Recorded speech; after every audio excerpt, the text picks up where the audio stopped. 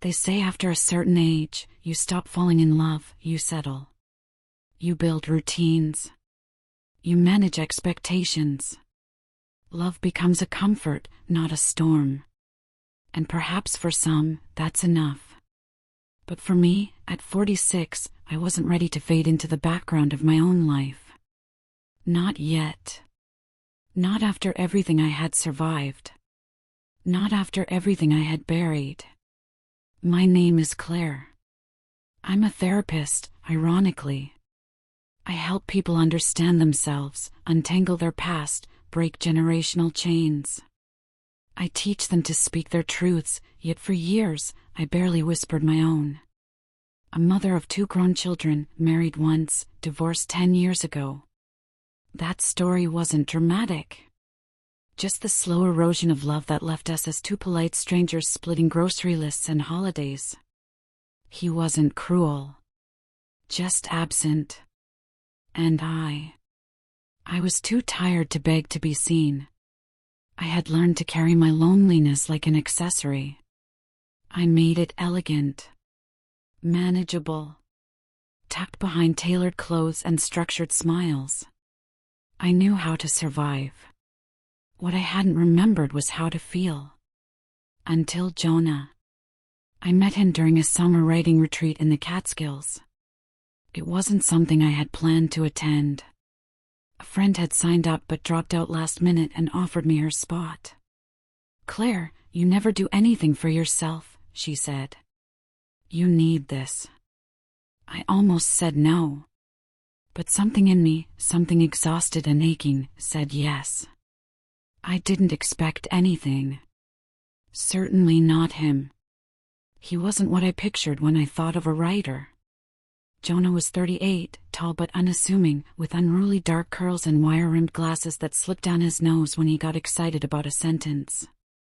His voice was smooth and quiet, but his laughter, it came from deep in his chest, like it surprised even him.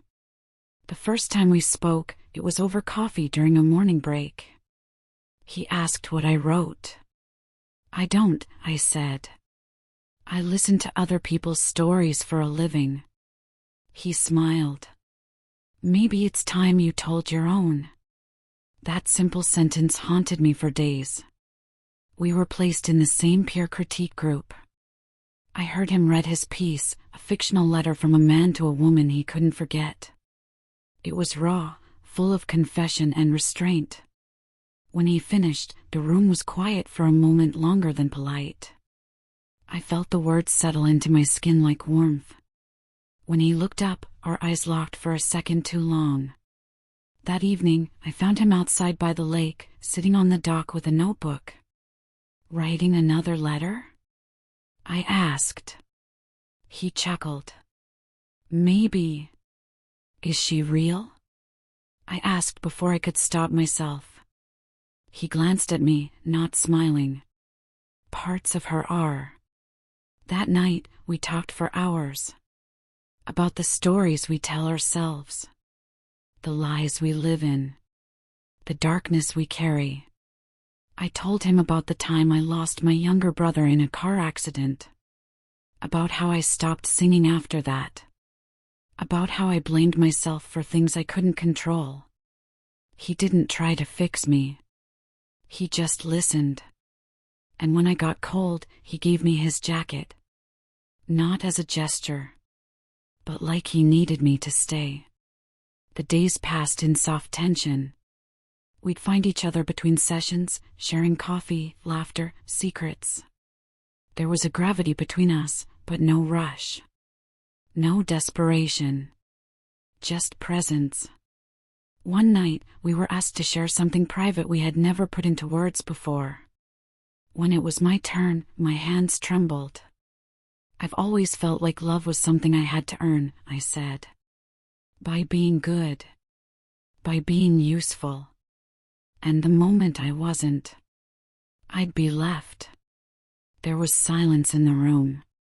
But Jonah looked at me with something fierce in his eyes. Not pity. Not desire. Recognition. Afterward, he found me on the porch. "You weren't wrong," he said. but you're not unlovable. And you don't need to bleed to deserve affection. And then he did something unexpected. He reached out and touched my hand. Gently. His thumb traced a slow, reassuring circle on my skin. I didn't pull away. The night it happened, it wasn't planned. We were sitting in his cabin, the fireplace low, rain tapping gently at the windows. I had brought over a bottle of wine. He had a record player playing Nina Simone, her voice deep and aching. We talked. Then we didn't. Our bodies found each other like we were returning from war. There was no performance. No act. Just two people unlearning pain through touch. His hands explored me slowly, like a language he was learning in real time. He kissed the inside of my wrist. My collarbone. The small scar on my hip I usually tried to hide. When I tensed, he whispered, "Only what you're ready for." And I let go. I gave him everything, every part of me I had kept hidden for decades. The shame. The grief. The craving to be seen. And when we collapsed into each other, my body trembled, not from release, but from relief. He held me like he knew. The retreat ended, as all beautiful things do. We exchanged numbers. Promised to stay in touch. And unlike most promises made under starlit skies, we kept it. Our connection didn't fade with distance. If anything, it deepened. Long phone calls. Shared drafts. Letters. Honest, aching letters. I flew to see him 3 weeks later. That visit stretched into 3 days of gentle mornings, slow dancing in the kitchen, and reading poetry aloud in bed. He listened when I cried. He made me laugh when I couldn't stop overthinking. He made love to me like I was a symphony, meant to be played with reverence, not rushed. For the first time in years, I let a man see me cry during intimacy. Not because I was hurt, but because I was safe. But life, as always, is complicated. I had a practice. Clients. A life rooted in Boston. He was in Asheville, teaching part-time, writing in coffee shops. We talked about logistics. About maybe one of us relocating. But we also talked about fear. My fear of needing someone. His fear of disappointing a woman who already knew loss. "Claire," he said once, holding my hand in the quiet of his apartment, "I don't want to be another man you have to survive." "You're not," I whispered. "You're the one I'm becoming myself for." 6 months passed in a dance of weekends and calls and letters.